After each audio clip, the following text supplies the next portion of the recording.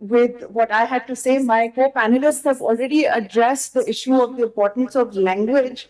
I will be concentrating by giving examples of judgments which use good language as well as bad language from the perspective of gender inclusivity. But before I come to the judgments, I would like to refer to a statute because that kind of has a good ending.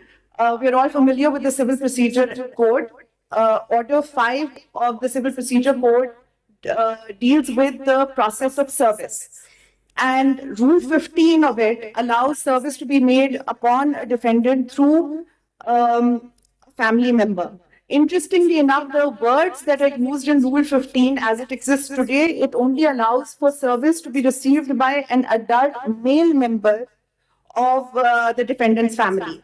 So I've highlighted this in a few of my orders, and I'm very happy to share with you that the Rule Committee of the Islamabad High Court took note of it, and they've already proposed an appropriate change in this regard. They've removed the word male from it.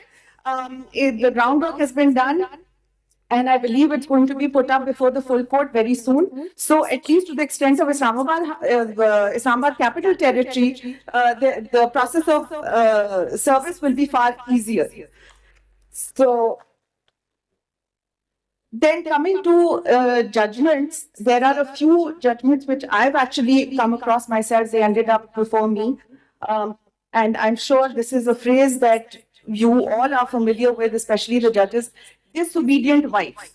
So that was something that I found very troublesome right from the beginning. Family law is not something that I have practiced much as a lawyer, but as a judge, I deal with family cases all the time. And this is a phrase that was used by, or that is used by lawyers in their arguments, in their pleadings. You may even come across it in judgments. And I thought I would write a judgment about it when I got the chance. But fortunately, the Islamabad High Court has already delivered a judgment on this point, saying that although D.F. Mullah does talk about disobedience on the part of the wife as a ground for withdrawal of maintenance by the husband, there is no such thing in our statute. And D.F. Mullah, although it is a reliable reference, because it's a good, but at the end of the day, it's only a commentary. It cannot be relied upon as an authoritative source of law. And to that extent, the MFLO is the statute, the governing statute, which provides the wife the the right to claim maintenance if she has been denied by her husband. And there is no defense in that law for the husband to deprive her of that on the ground or pretext of disobedience. So that is something that I think we as judges need to be very mindful of, not to use it, because it's not coming from the law. And it is basically just reinforcing this stereotype that we have in our society, that men are the providers and women are dependents, and therefore it suggests an imbalanced relationship between the husband and wife, where one is superior and the other one is inferior. I could talk a little bit more about it, but I'll move on to the next example very quickly. This was a family case that ended up before me, and it was very interesting because it was about custody and maintenance of 3 children, 2 of whom had already come of age while the proceedings were going on. And the eldest was a son, and the second child was a daughter. So it was very interesting because unfortunately the family had a lot of issues. It was a very toxic relationship between all the members of the family. What I found interesting was that the family court, while discussing the son's behavior towards his father, they kind of spent about like 1 line saying that he was disobedient and that's not very good, but now he's an adult, so nothing much can be done about it. But when it came to the daughter, who was also above the age of 18, the family court went at great lengths to emphasize her disobedience. And more importantly, the reason why the family court considered her disobedient was very interesting, that they use the word marriageable age. the judgment uses the word marriageable age and says that although she's of marriageable age, she is not getting married, and instead she's actually living abroad all on her own and pursuing an education against the wishes of her father.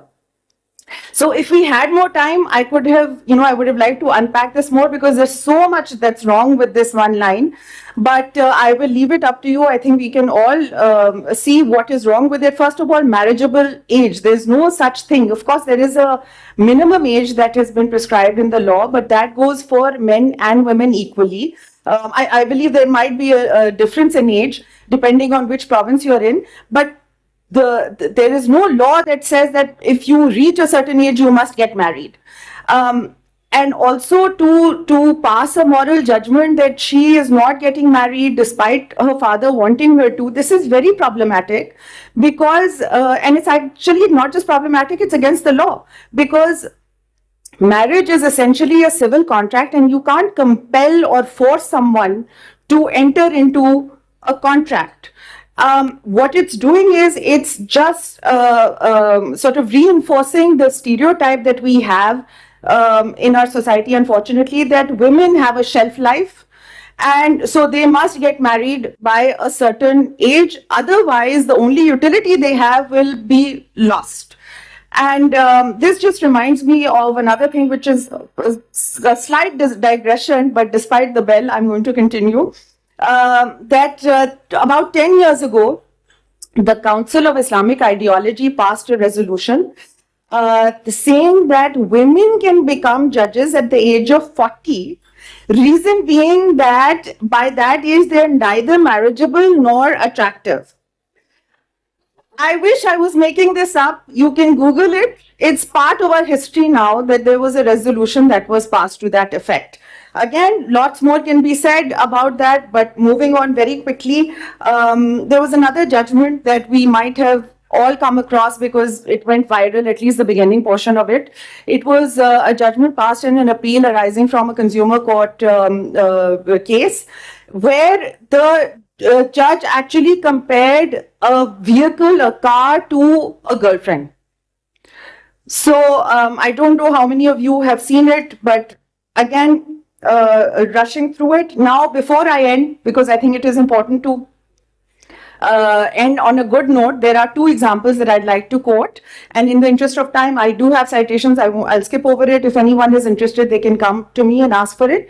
One Supreme Court judgment that has finally said what needed to be said, that the term honor killing is a misnomer. It should not be used at all because there is no honor in killing. And by using that term with killing, again, you are subconsciously implying that the victim somehow deserved it or had done something immoral, and to restore that honor or morality, the killing happened. So the Supreme Court has set that right. And then there's another judgment in which the Supreme Court has actually given examples of the phrases that need to be avoided. For example, habituated to sex, woman of easy virtue, woman of loose moral character, non-virgin. These are all terms which need to be avoided. And I think a good rule of thumb that I try to follow as well is that when you're writing a judgment, just be mindful, have that clarity of thought that what you're saying is within the four corners of the law, or is it something which is based on your personal opinion? And your personal opinion obviously has no place in your judgments, because we are all products of social conditioning, myself included. Whatever our views are, beliefs, ideas, thoughts, feelings and emotions, they are based on the environment that we have grown up in, the family that we have grown up in, the education we've got and what have you. That can be subjective. So to all the judges out there, including myself, one has to remember, it's easy to falter, that try not to bring in your personal opinions and try to stay within the four corners of the law. Well, thank you very much.